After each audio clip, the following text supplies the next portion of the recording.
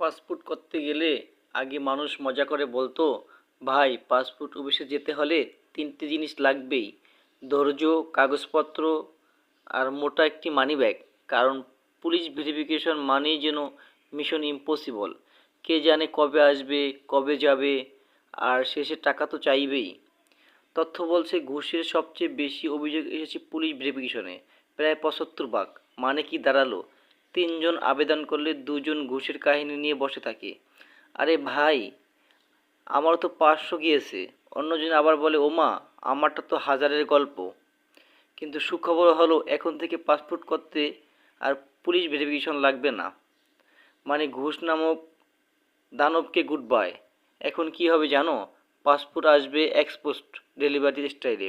প্রবাসীরা চাকরি নিয়ে আর ওয়ান ডেডলাইন ভয়ে কাঁপবে না, শিক্ষার্থীরা অ্যাডমিশন ডেডলাইন মিস করবে না, আর অফিসে গিয়ে কেউ আর বলবে না ভাই একটু দেখেন না, বুঝেনি তো। এতে মানুষ বুঝবে রাষ্ট্র আর নাগরিকদের ঘুষ ছাড়া সেবা দিতে পারে। বিদেশ যাওয়া, পড়াশোনা, পরিবার বা ভ্রমণ সব কিছুই হবে সহজ। এই কথায় পাসপোর্ট হবে পাস টু পাস। তাহলে এখন প্রস্তুত হয়ে যান। আগে যেখানে পাসপোর্ট মানেই ছিল হরর স্টোরি, এখন সেটা হতে যাচ্ছে একেবারে হ্যাপি ট্রাভেল স্টোরি।